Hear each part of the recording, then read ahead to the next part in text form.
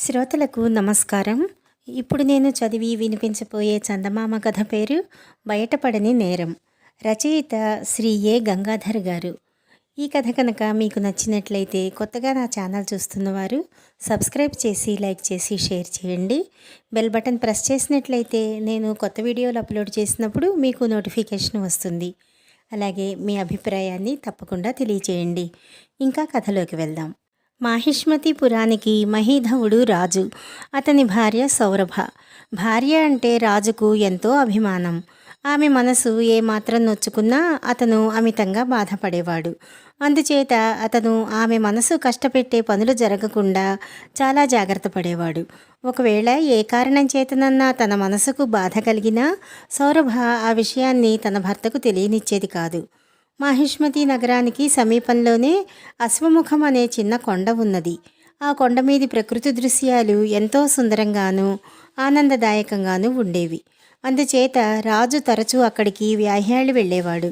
ఆ ప్రదేశం ఎంత మనోహరంగా ఉండేదంటే గంధర్వులు, ఖేచరులు, కిన్నరులు, కింపురుషులు తరచుగా ఆ కొండ మీద దిగి విహారాలు చేస్తుండేవాళ్ళు. అలా విహారం చేయటానికి అశ్వముఖం మీదకి వచ్చిన ఒక గంధర్వ స్త్రీ అక్కడ మహీధవుణ్ణి చూసి మోహించింది. ఆమె అతని ఎదుట ప్రత్యక్షమై తానెవరో తెలుపుకుని కొంతకాలం తనను భార్యగా ఏలుకోమని అతన్ని వేడుకున్నది. కానీ సౌరభకు సవతిని తెచ్చిపెట్టడం ఇష్టం లేక రాజు గంధర్వ స్త్రీ కోరికను నిరాకరించి తన నగరానికి వెళ్ళిపోయాడు. రాజుకు సౌరభ పట్ల అంతటి గౌరవం ఉన్నప్పటికీ అతను మరొక భార్యను చేసుకోక తప్పలేదు. అది ఎలా జరిగిందంటే, రాజు సౌరభతో 10 ఏళ్లు కాపురం చేసినా కూడా వారికి సంతానం లేదు. కలిగే సూచనలైనా లేకపోయాయి. రాజ్యానికి మరొక నాథుడు కావాలి. రాజవంశం నిలవటానికి వారసుడు కావాలి. మంత్రులు మొదలైన వారు రాజును మరొక భార్యను చేసుకోమని సూచనలు ఇస్తూనే ఉన్నారు. కానీ రాజు వాటిని లక్ష్యపెట్టలేదు. చివరకు వాళ్ళు ఈ విషయమై పట్టుపట్టారు. రాజు మరొక భార్యను చేసుకోకపోవటానికి కారణం సౌరభేనని వాళ్లకు తెలుసు కనుక ఆమెతో కూడా గట్టిగా చెప్పారు. సంతానం కోసం నన్ను మళ్ళీ పెళ్లాడమని మంత్రులు చాలా వేధిస్తున్నారు అని రాజు సౌరభతో అన్నాడు. వాళ్ళు మన మంచి కోరే చెబుతున్నారు. వాళ్ళు చెప్పినట్టే చేయండి. నా కోసం వంశం అంతరింప చేసుకోకండి. నాకు వంశ నిర్మూలిని అనే అపఖ్యాతి కూడా వచ్చేస్తున్నది అన్నది సౌరభ. రాజు సరేననటం వ్యవధిగా మంత్రులు అతనికి కుంతల రాజకుమార్తె అయిన పయస్వినిని తెచ్చి పెళ్లి చేశారు. 10 ఏళ్ల పాటు తన భర్త నెత్తిమీది దేవతలాగా జీవించిన సౌరభకు చాలా మనక్లేశం కలిగింది. కానీ ఆమె దాన్ని తనలోనే అణచుకున్నది. అయితే పయస్విని గర్భవతి అయ్యి వివాహం జరిగిన ఏడాది కల్లా మగపిల్లవాణ్ణి కన్నది. దానితో సౌరభకు నరకంలో పడిపోయినట్టయింది. పయస్విని భావిరాజమాత. సౌరభకు ఎలాంటి భవిష్యత్తు లేదు. సౌరభకు మతిపోతున్నట్టయింది. పయస్విని తన భర్త పెళ్లాడిన ప్రయోజనం సిద్ధించింది. ఇంకా ఆమె తనకడ్డంగా దేనికి? రాజు ఆమెను వదిలేయవచ్చు. కానీ అందుకు ఎవరూ ఒప్పుకోరు. అందుచేత పయస్విని చచ్చిపోవాలని సౌరభ నిశ్చయించుకున్నది. ఆమెకు యుక్తాయుక్త విచక్షణ కూడా పోయింది. పయస్విని ఇంకా బాలింతరాలుగా ఉండగానే ఒకనాటి రాత్రి సౌరభ ఆమెకు పాలలో విషం కలిపి తాగించింది.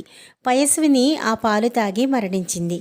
పయస్విని చనిపోయాక సౌరభకు పూనకం దిగిపోయినట్టయింది. తాను చేసిన పని కిరాతకమైనదని, తన సవతిని హత్య చేసి తన భర్తతో ఏమీ జరగనట్టు సుఖించటం తనకు సాధ్యమయ్యే పని కాదని గ్రహించి సౌరభ ఆత్మహత్య చేసుకోవాలని నిశ్చయించింది. ఆమె అర్ధరాత్రి వేళ రాజభవనం మిద్దె మీదికి వెళ్ళి అక్కడి నుంచి కింద పడిపోయింది.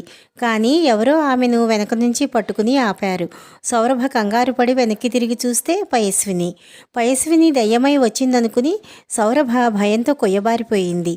దయ్యం అయితే తనను ఎందుకు కాపాడుతున్నది సౌరభకు అర్థం కాలేదు. భయపడకు అక్క, నేను చావలేదు, నాకు చావులేదు. నువ్వు నాకు విషం ఇచ్చిన మాట నేనెవరికీ చెప్పనులే. ఎప్పటిలాగానే సంతోషంగా ఉందాం రా అన్నది పయస్విని. సౌరభ విచారమంతా పోయింది. ఆమె మనస్సు తేలికిన పడింది. తాను చేసిన పొరపాటుకు పశ్చాత్తాపపడుతున్న దానిలాగా ఆమె పయస్విని రాజు కన్నా కూడా హెచ్చు ఆదరంతో చూడసాగింది. ఆమె రాజు ప్రేమ కోసం అరులు చాచడం మానేసి తెలిసింది కూడా. రాజుకు కూడా పయస్విని మీద మమకారం పెరగసాగింది. ఆమెలో ఏదో ప్రబలమైన ఆకర్షణ శక్తి ఉన్నట్టు అతనికి అనిపించింది. అతనికిప్పుడు సౌరభ దాదాపు జ్ఞాపకమే రావటం లేదు. అతను అశ్వముఖానికి విహారార్థం వెళితే పయస్వినిని తన కుమారుణ్ణి కూడా వెంట తీసుకుపోతూ ఉండేవాడు. కుమారుడు పుట్టి 5-6 గడిచాయి. రాజు, పయస్విని, కుమారుడు అశ్వముఖం మీద విహరిస్తున్నారు. ఇంతలో రాజకుమారుడు చెట్ల మధ్యగా ఎగిరే పక్షినొకదాన్ని తల ఎత్తి చూస్తూ నడిచి వెళ్ళి కొండ చివర నుంచి జారి కింద లోయలోకి పడిపోయాడు. రాజు పెద్దగా కేకపెట్టాడు. మరుక్షణమే పయస్విని పరిగెత్తుకుంటూ వెళ్ళి కొండ అంచు నుంచి కిందకి దూకేసింది. కొద్ది క్షణాల వ్యవధిలో తన కొడుకును భార్యను పోగొట్టుకుని భయదుఖాలతో కట్టెలాగా అయిపోయిన రాజు కుమారుణ్ణి క్షేమంగా చేతుల్లో పట్టుకుని పయస్విని లోయలో నుంచి కొండపైకి వస్తూ ఉండటం చూసి నిర్ఘాంతపోయాడు. పయస్విని రాజును సమీపించి రాజకుమారుణ్ణి దించి దొరికిపోయిన దొంగలాగా రాజు ముందు తల వంచుకుని నిలబడింది. ఎవరు నువ్వు? నిజంగా పయస్వినివేనా? నా భార్యవేనా అని రాజు ఆమెను అడిగాడు. ఆమె తల ఎత్తి, నేను పయస్వినిని కాను. ఒకప్పుడు నిన్ను మోహించి వరించిన గంధర్వ స్త్రీని. నీ భార్య పయస్విని చచ్చిపోయి 5 ఏళ్లయ్యింది. వెంటనే నేను ఆమె శరీరంలో ప్రవేశించి నీ కొడుకు తల్లి లేని కొరత తీర్చాను. దానితో పాటు నా చిరకాల వాంఛ కూడా తీర్చుకుని నీకు 5 ఏళ్ల పాటు భార్యగా ఉన్నాను.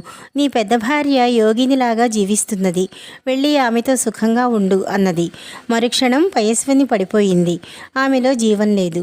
రాజు తన కొడుకుతో సహా తిరిగి వచ్చి సౌరభం మీద ఎప్పటిలాగే ప్రేమగా ఉంటూ రాజ్యం ఏలుకున్నాడు. ఈ కథ ఇంతటితో సమాప్తం.